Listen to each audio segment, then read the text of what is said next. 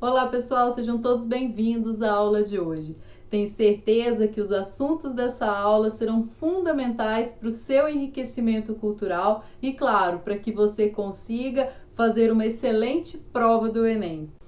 Vamos então às temáticas que serão abordadas na aula de hoje. Primeiramente, nós falaremos do esquema de comunicação. Depois falaremos das funções da linguagem e, claro, trataremos das questões do Enem. Então, sem perda de tempo, vamos iniciar a aula de hoje. Trago aqui o esquema de comunicação criado por Jacobson em 1991. Percebam que há vários elementos que constituem esse esquema de comunicação e nós veremos cada um deles. Comecemos então falando do enunciador ou locutor, enfim, aquele que vai dizer uma mensagem. Como eu, por exemplo, imaginemos que aqui, como eu estou dando essa aula, eu me coloco nessa posição de enunciadora.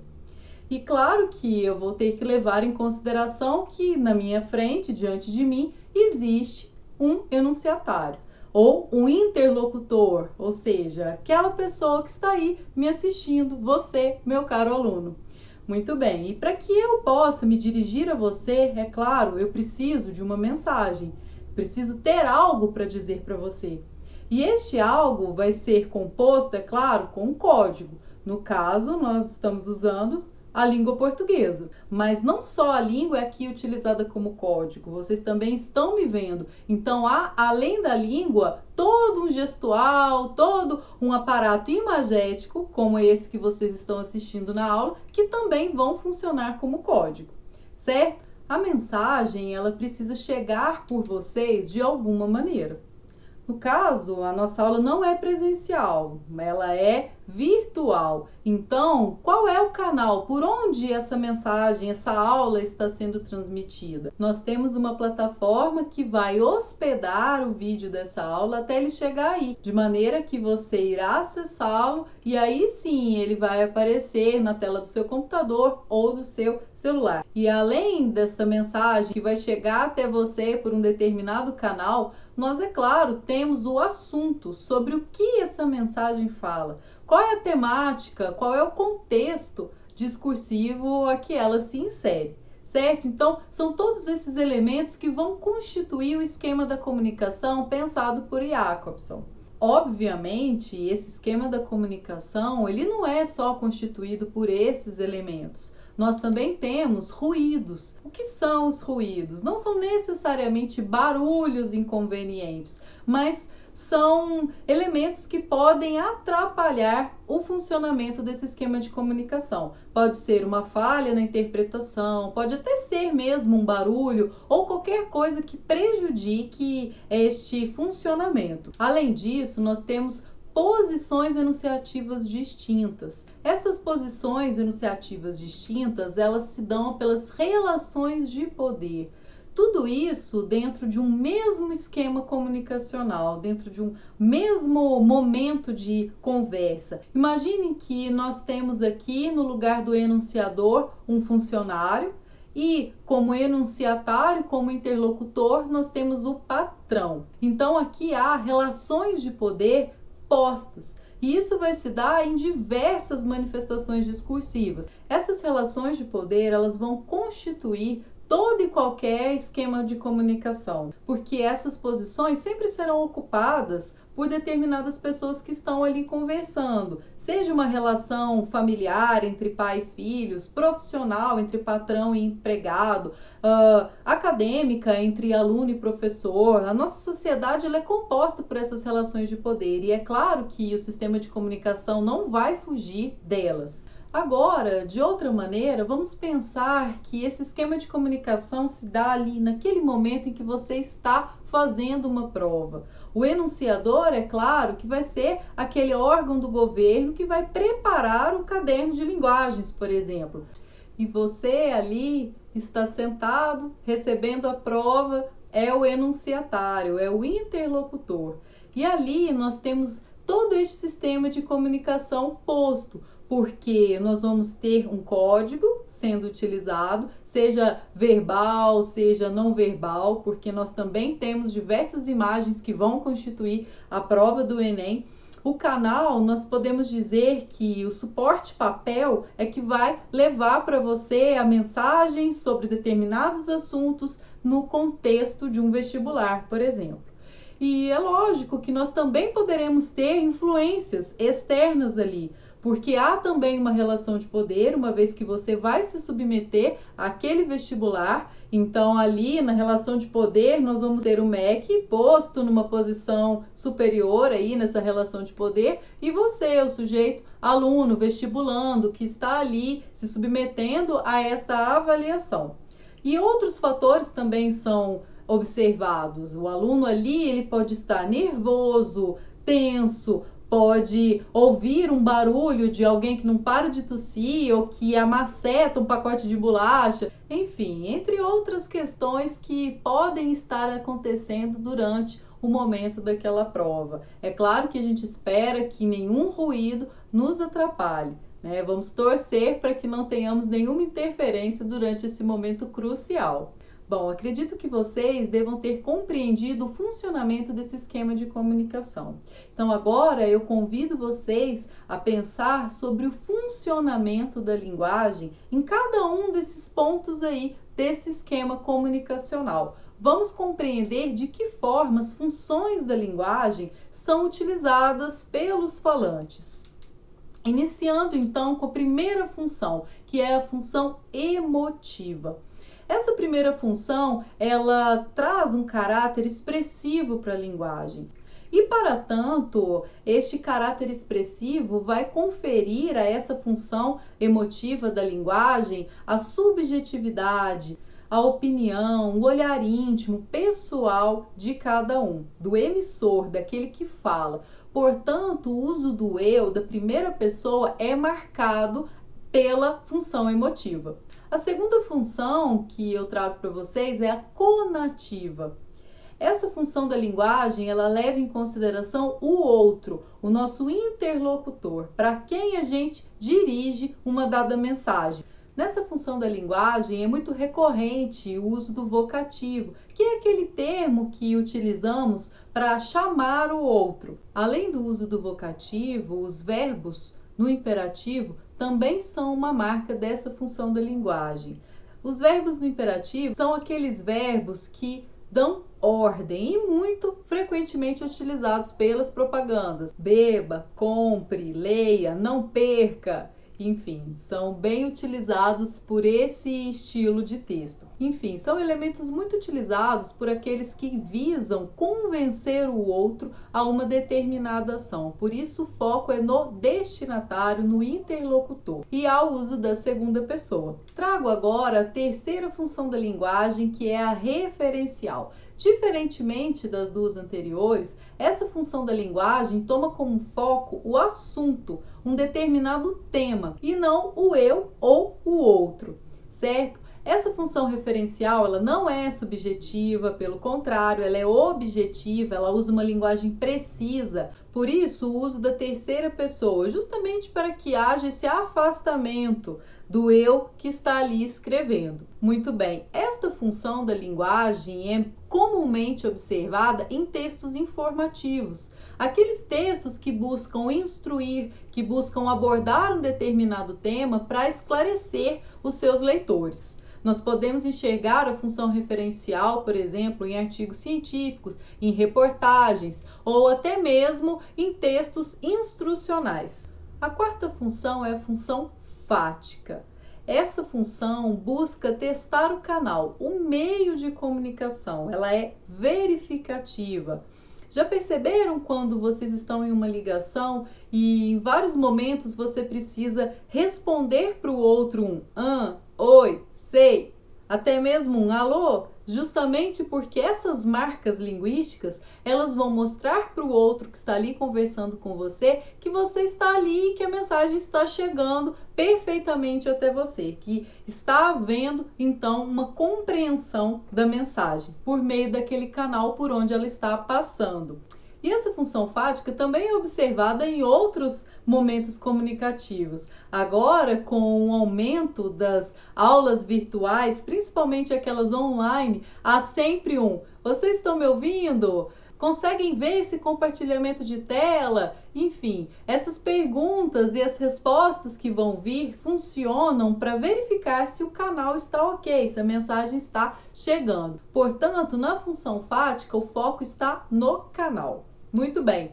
A quinta função da linguagem é a metalinguagem, é a função metalinguística. Que função é essa? É a linguagem que fala da própria linguagem. Essa aula, por exemplo, ela também se utiliza da função metalinguística, porque eu estou usando a linguagem para falar da própria linguagem, para explicá-la.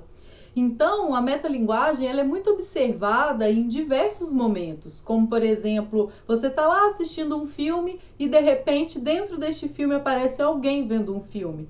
Isso é uma metalinguagem. Ou quando eu utilizo um quadro para explicar outro quadro, nós temos aí, de novo, o funcionamento da metalinguagem. Ela é autoexplicativa e o foco é na linguagem, é no código. Muito bem, a sexta função da linguagem é a função poética. Como a primeira função, ela também apresenta subjetividade. E isso significa que há então ali o uso do eu, justamente porque essa função da linguagem vai buscar utilizar recursos expressivos íntimos, pessoais, profundos, emotivos, mas ela só não fica aí, ela vai além, certo? Além disso, essa função também se preocupa com a estética do texto, com umas características peculiares de determinado período artístico, de determinada tendência ou característica de um dado autor. E também apresenta rimas, musicalidade, sonoridade, figuras de linguagem, aquelas que vão além do sentido dicionarizado. Todo mundo já deve ter ouvido falar de metáforas, metonímias, enfim, que conferem polissemia ao texto. Isso significa que aquele texto ele tem diversos sentidos, diversos significados e que vão variar de leitor para leitor. O foco, então, nessa função da linguagem é na mensagem, é trazer a mensagem uma riqueza vocabular, estética, sonora, poética, subjetiva, aquilo que está sendo dito para o seu interlocutor. Essa função poética ela é muito comum em poesias, músicas e também atua como um recurso altamente expressivo, porque com a sua forma elaborada no trato da linguagem, ela vai conferir a determinados textos uma amplitude vocabular e gerar, claro, textos mais profundos. Diante das 6 funções da linguagem que eu trago para vocês, é importante levar em consideração o seguinte: os textos, de modo geral, podem apresentar mais de uma função da linguagem ali naquela construção textual, que tanto pode ser imagética, verbal, sonora, enfim. No entanto, nós teremos uma função da linguagem ali que vai se sobressair, que vai prevalecer diante das outras. E nós veremos isso ao longo dessa aula. Bem, vamos agora observar como que essas 6 funções da linguagem se encaixam aqui no nosso esquema da comunicação. Muito bem. Vamos começar pelo enunciador. Aqui vai privilegiar a função emotiva, ao foco no eu. Aqueles textos em que o sujeito quer falar de si, a sua opinião, seu gosto, sobre aquilo que lhe chama mais atenção, sobre os seus sentimentos. Nós temos então o uso da função emotiva. O sujeito quer falar de si, o eu está em evidência. Em seguida, nós temos no enunciatário a função conativa, em que o foco está no outro. Então, o enunciador, quando vai produzir um texto, ele não vai pensar em si, ele vai pensar no outro. E essa função conativa, ela é muito comum e possível de ser observada em textos de propagandas, textos publicitários, em que é preciso enxergar o outro, conhecer os seus interesses, os seus gostos, as suas peculiaridades para então que lhe seja oferecido um produto, uma ideia, enfim. Então, é bem comum, como eu já falei, vocativos, verbos no imperativo. Próximo agora que eu quero mostrar para vocês é em relação à mensagem. Nessa mensagem nós temos, como eu disse, a função poética, em que há, de fato, foco na elaboração do texto. Como que esse texto é elaborado? Quais recursos linguísticos são utilizados para elaborar aquela mensagem? E é claro que tudo vai depender da intenção daquela pessoa que está ali escrevendo ou falando, do enunciador. Se ele quer utilizar uma linguagem mais elaborada, poeticamente, por exemplo, ele vai usar a função poética da linguagem. A próxima função é relativa ao código. Nós temos aí a função metalinguística, em que vai priorizar as diversas formas de linguagem, que pode ser a língua, que pode ser uma imagem, pode ser um vídeo, diversas maneiras de se comunicar. A próxima função está então para o canal, é a função fática. É aquela que vai verificar se o outro que está ali está de fato recebendo a mensagem por uma determinada via, conforme eu já expliquei anteriormente. E aqui a última função é a referencial, que vai tomar como foco o assunto, e este assunto está dentro de um determinado contexto. Então aqui neste quadro, neste esquema de comunicação, eu acredito que vocês conseguem perceber onde cada função da linguagem se encaixa ao observarmos as peças que vão compor o esquema da comunicação. Vamos agora observar como que as funções da linguagem aparecem na prova do Enem. Trago então uma questão de 2011 com o seguinte texto: As Atrizes, de Chico Buarque. Naturalmente ela sorria, mas não me dava trela. Trocava roupa na minha frente e ia bailar sem mais aquela. Escolhia qualquer um, lançava olhares debaixo do meu nariz. Dançava colada em novos pares, com um pé atrás, com um pé afim. Surgiram outras, naturalmente, sem nem olhar a minha cara. Tomavam banho na minha frente para sair com outro cara. Porém nunca me importei. Com tais amantes, com tantos filmes na minha mente, é natural que toda atriz presentemente represente muito para mim. Vejamos o que pede o enunciado. Na canção, Chico Buarque trabalha uma determinada função da linguagem para marcar a subjetividade do eu lírico ante as atrizes que ele admira. A intensidade dessa admiração está marcada em A. Naturalmente, ela sorria, mas não me dava trela. B. Tomava banho na minha frente para sair com outro cara. C. Surgiram outras naturalmente, sem nem olhar a minha cara. D. Escolhia qualquer um, lançava olhares debaixo do meu nariz. E E. É natural que toda atriz presentemente represente muito para mim. E então, podemos ir à resposta?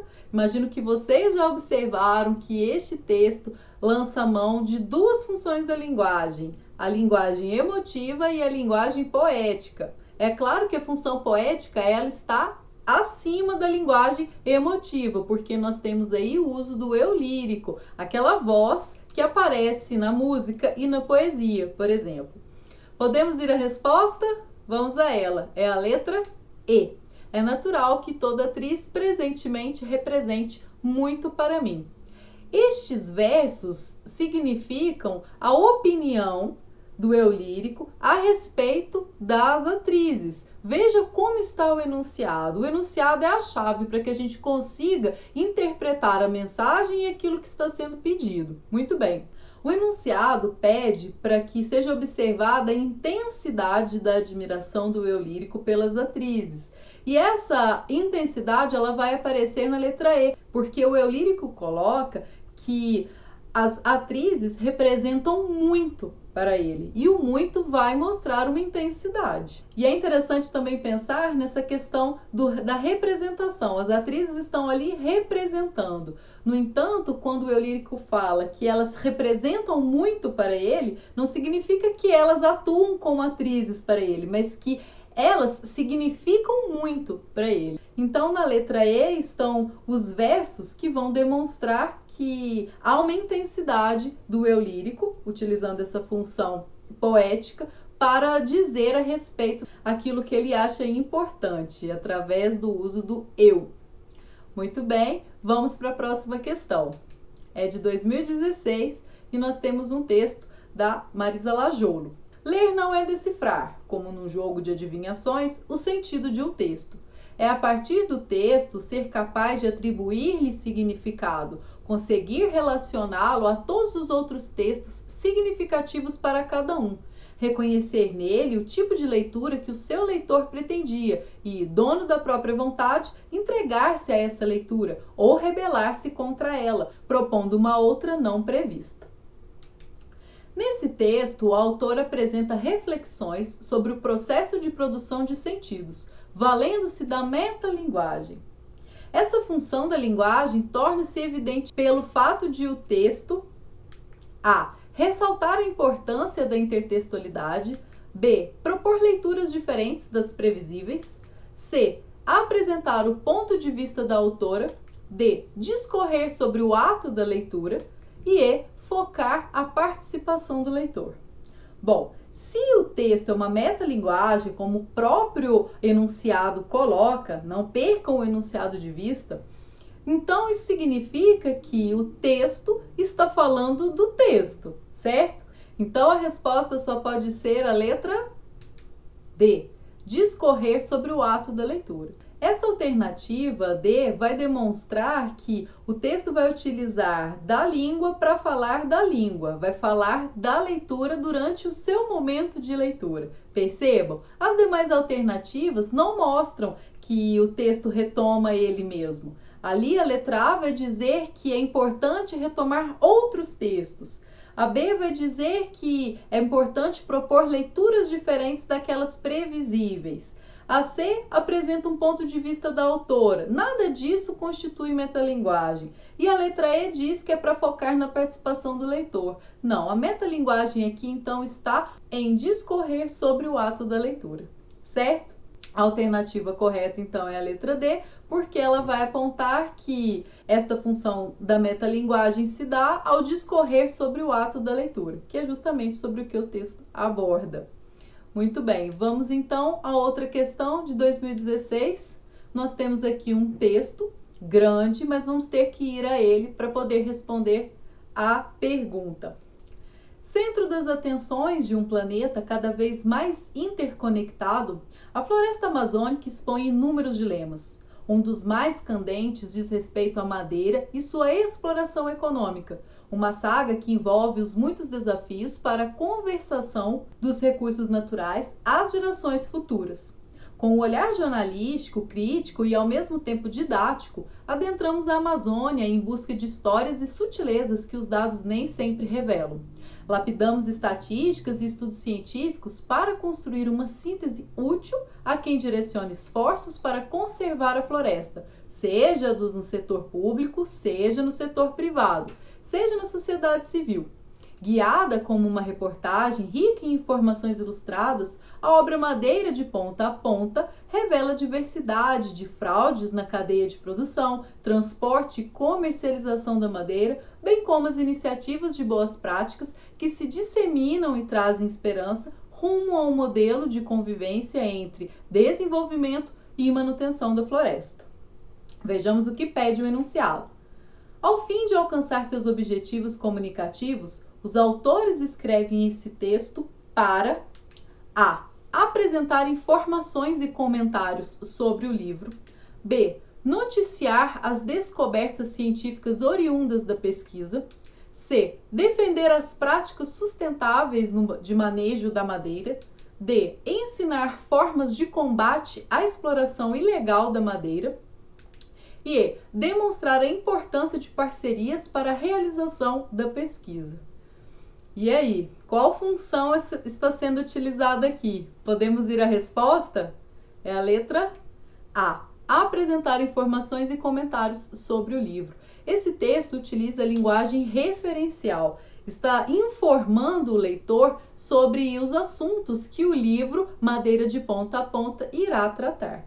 As demais alternativas, elas não são pontuais a respeito do intuito deste texto. Vejam, a letra B diz noticiar as descobertas científicas oriundas da pesquisa. Não, isso o leitor vai ter acesso se ele comprar o livro, mas esse texto não é para mostrar essas descobertas. A letra C, defender as práticas sustentáveis de manejo da madeira.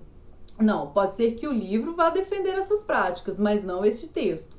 A letra D, ensinar formas de combate à exploração ilegal de madeira. E a letra E, demonstrar a importância de parcerias para a realização da pesquisa. A letra D e E, com certeza, devem estar mencionadas no livro, mas não no texto que fala sobre o livro.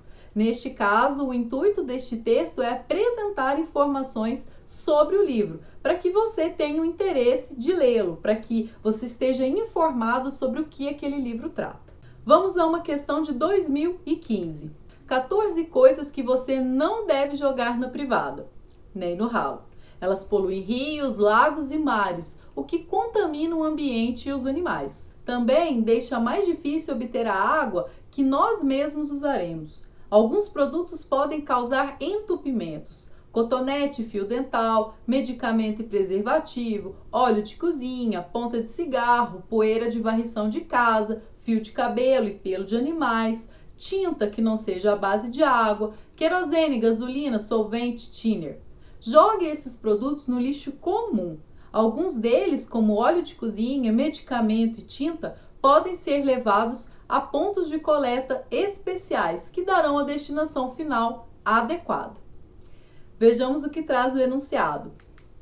O texto tem objetivo educativo. Nesse sentido, além do foco no interlocutor, que caracteriza a função conativa da linguagem, predomina também nele a função referencial, que busca a. Despertar no leitor sentimentos de amor pela natureza, induzindo-o a ter atitudes responsáveis que beneficiarão a sustentabilidade do planeta. B. Informar o leitor sobre as consequências da destinação inadequada do lixo, orientando sobre como fazer o correto descarte de alguns dejetos.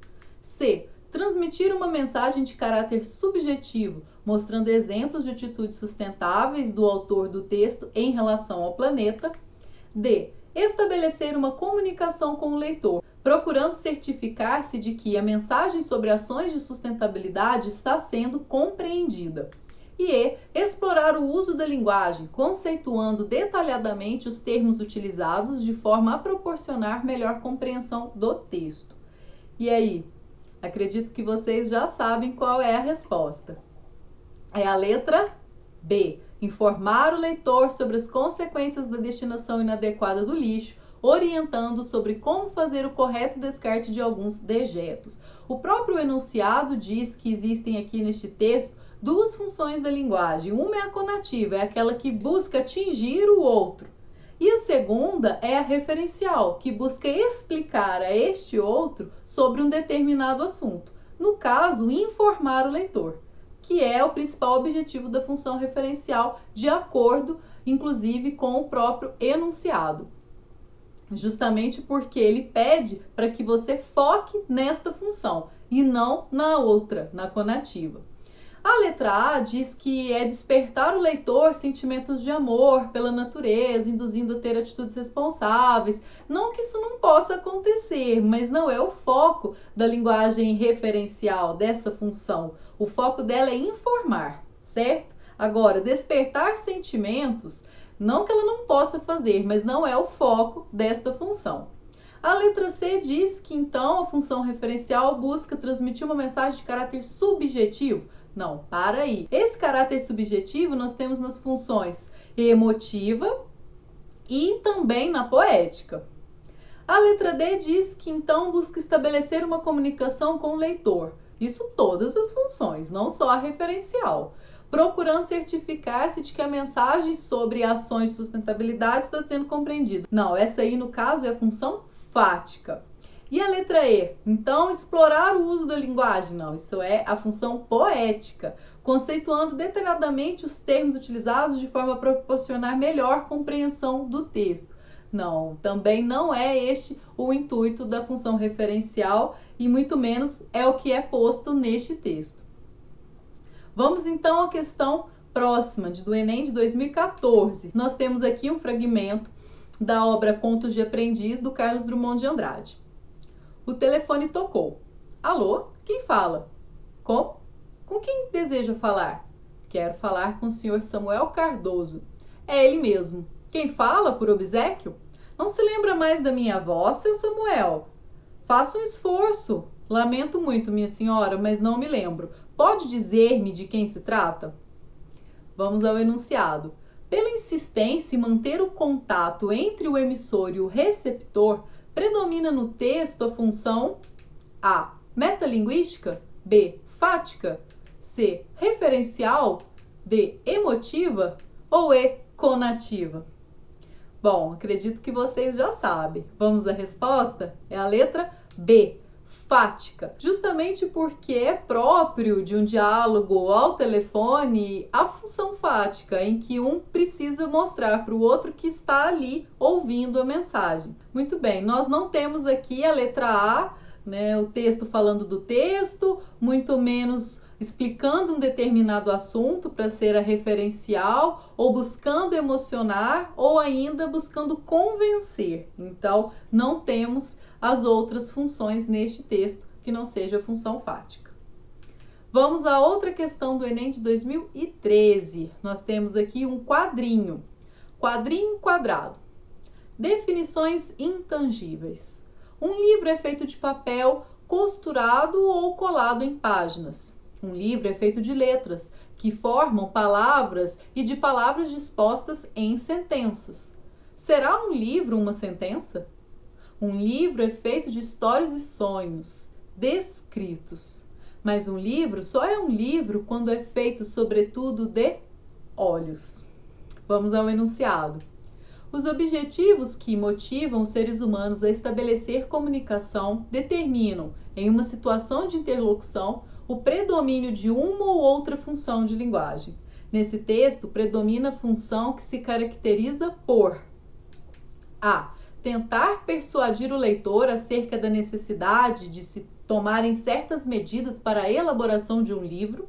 B. Enfatizar a percepção subjetiva do autor que projetam para sua obra seus sonhos e histórias.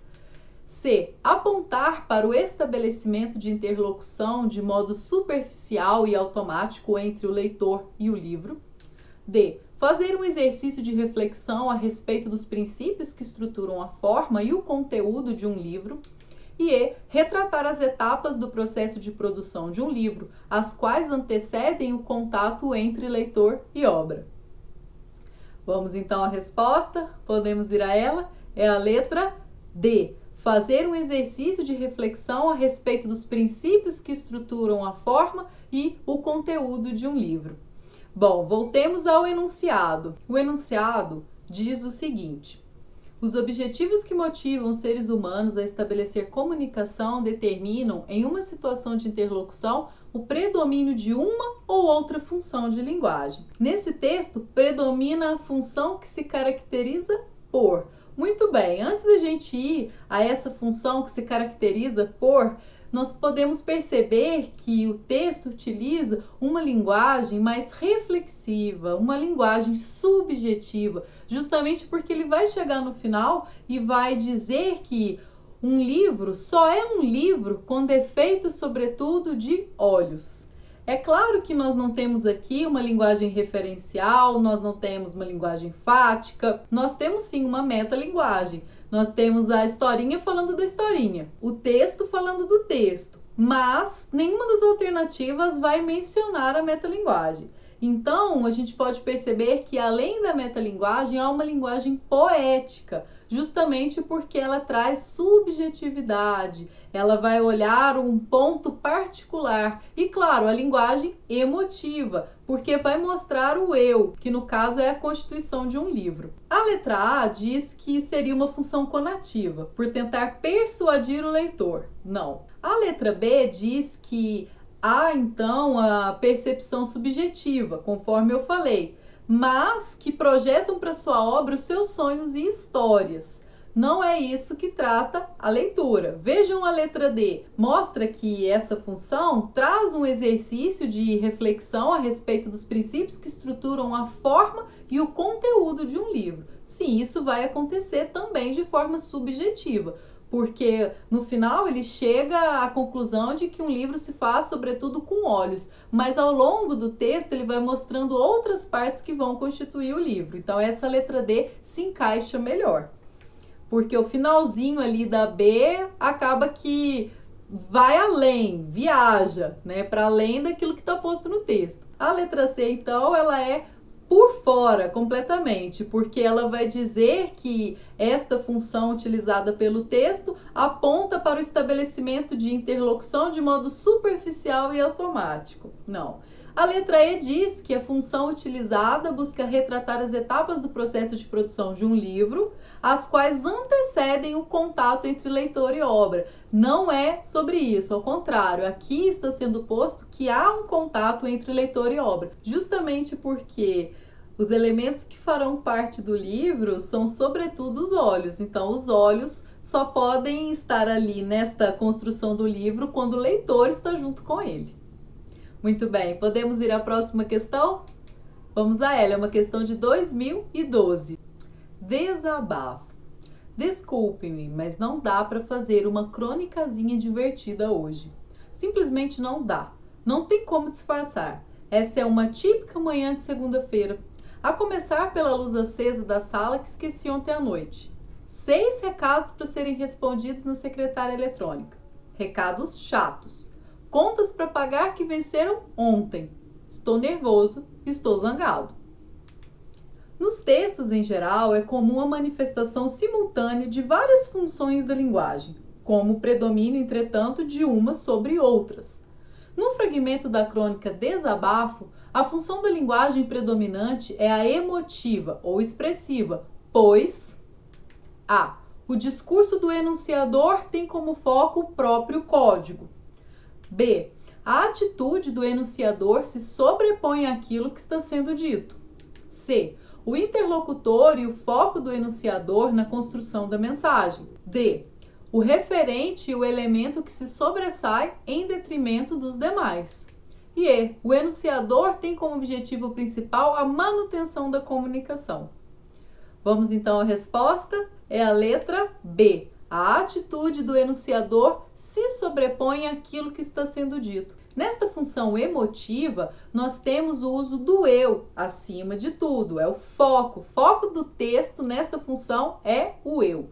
Então, a letra B vai mostrar que a atitude do enunciador ao falar de si mesmo se sobrepõe àquilo que ele está falando. Então, o foco aqui é sobre o que o eu está pensando, sofrendo, querendo, enfim, independente do que seja, certo? A letra A diz que seria uma função metalinguística, em que o foco seria o próprio código. Não. A letra C diz, então, que o foco é no enunciador, mostrando uma função conativa. Também não. A letra D vai dizer que a função é referencial. Não, o interesse aqui não é um determinado assunto, mas em mostrar como aquele sujeito que está escrevendo o texto está se sentindo. E a letra E vai dizer que a função predominante é afática, porque há uma tentativa de manutenção da comunicação. Não, não é. Então, a letra B é a alternativa que melhor responde a este enunciado. Vejamos uma questão de 2011. É água que não acaba mais. Dados preliminares divulgados por pesquisadores da Universidade Federal do Pará apontaram o aquífero Alter do Chão como o maior depósito de água potável do planeta. Com volume estimado de 86 mil quilômetros cúbicos de água doce, a reserva subterrânea está localizada sob os estados do Amazonas, Pará e Amapá. Essa quantidade de água seria suficiente para abastecer a população mundial durante 500 anos, diz Milton Mata, geólogo da UFPA. Em termos comparativos, Alter do Chão tem quase o dobro do volume de água do aquífero Guarani, com 45 mil quilômetros cúbicos. Até então, o Guarani era a maior reserva subterrânea do mundo, distribuída por Brasil, Argentina, Paraguai e Uruguai. Vamos ao enunciado. Eu acredito que você já sabe qual é a função utilizada neste texto. Essa notícia, publicada em uma revista de grande circulação, apresenta resultados de uma pesquisa científica realizada por uma universidade brasileira. Nessa situação específica de comunicação, a função referencial da linguagem predomina, porque o autor do texto prioriza A. As suas opiniões, baseadas em fatos. B. Os aspectos objetivos e precisos. C. Os elementos de persuasão do leitor. D. Os elementos estéticos na construção do texto. E E. Os aspectos subjetivos da mencionada pesquisa. Se você acertou, conforme já traz o enunciado, que a função deste texto é referencial, então a alternativa que melhor explica a função referencial utilizada neste texto só pode ser a letra B, os aspectos objetivos e precisos, que são marcas constituintes da função referencial. O que está na alternativa A leva em consideração a opinião própria de quem escreve o texto. Nós teríamos então a função emotiva. A letra C vai mostrar que teríamos uma função conativa, porque busca convencer o leitor. A D vai dizer que teríamos então elementos da função poética, por causa dos elementos estéticos na construção do texto. E a letra E vai mostrar que poderia ser ou poética ou emotiva, porque há aspectos subjetivos mencionados na pesquisa. Não. Então a alternativa B vai mostrar os elementos que constituem a função referencial. Vamos a mais uma questão de 2011. Você vai ficar craque nas funções da linguagem. Pequeno concerto que virou canção. Não há por que mentir ou esconder a dor que foi maior do que é capaz meu coração. Nem há por que seguir cantando só para explicar. Não vai nunca entender de amor quem nunca soube amar.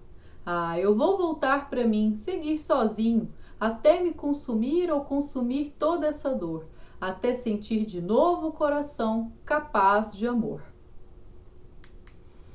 Na canção de Geraldo Vandré, tem-se a manifestação da função poética da linguagem, que é percebida na elaboração artística e criativa da mensagem, por meio de combinações sonoras e rítmicas.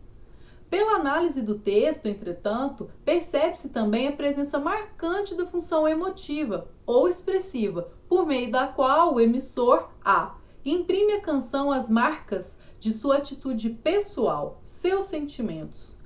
B. Transmite informações objetivas sobre o tema de que trata a canção. C.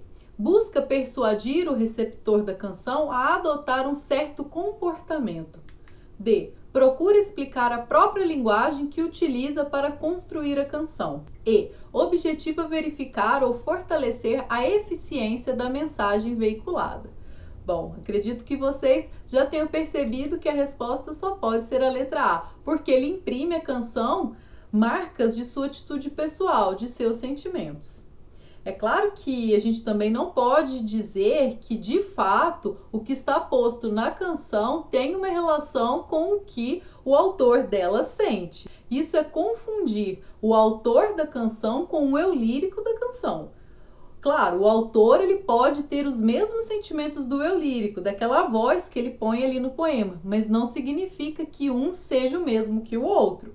No entanto, dentre as alternativas postas, só essa é a que melhor caberia, justamente porque é a alternativa que vai mostrar que possivelmente o autor vai colocar suas impressões pessoais naquele texto. Diferente da letra B, que vai dizer que a função emotiva tem como característica transmitir informações objetivas, de forma alguma. A letra C fala que a função emotiva busca convencer, persuadir o receptor. Não. A função emotiva ela não busca convencer, isso é função conativa. A D diz que a função emotiva busca explicar a própria linguagem, isso é a metalinguagem. E a letra E diz que a linguagem emotiva busca trazer, verificar de forma objetiva uma determinada mensagem, a sua eficiência veiculada. Não, isso é parte da função fática, verificativa, não cabe para este texto. Vamos então à última questão sobre esta aula que trata das funções da linguagem. É uma questão do Enem de 2009. Canção do vento e da minha vida. O vento varria as folhas, o vento varria os frutos, o vento varria as flores, e a minha vida ficava cada vez mais cheia de frutos, de flores, de folhas. O vento varria os sonhos e varria as amizades, o vento varria as mulheres, e a minha vida ficava cada vez mais cheia de afetos e de mulheres. O vento varria os meses e varria os teus sorrisos, o vento varria tudo, e a minha vida ficava cada vez mais cheia de tudo. É um poema do Manuel Bandeira. Predomina no texto a função da linguagem A, fática, porque o autor procura testar o canal de comunicação. B, metalinguística, porque há explicação do significado das expressões. C, conativa, uma vez que o leitor é provocado a participar de uma ação. D, referencial, já que são apresentadas informações sobre acontecimentos e fatos reais. E, poética, pois chama a atenção para a elaboração especial e artística da estrutura do texto. Bom, então esta questão está aí de graça, só pode ser a letra E, poética. Não há possibilidade deste texto apresentar função fática, função metalinguística, conativa ou referencial.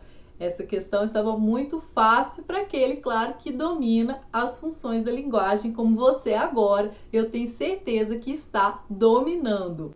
Queridos alunos, então encerramos mais uma aula. Esta buscou tratar sobre as funções da linguagem. Eu tenho certeza que vocês compreenderam o funcionamento de cada uma e como o Enem irá cobrá-las em suas provas. Espero então vocês para as próximas aulas. Até lá!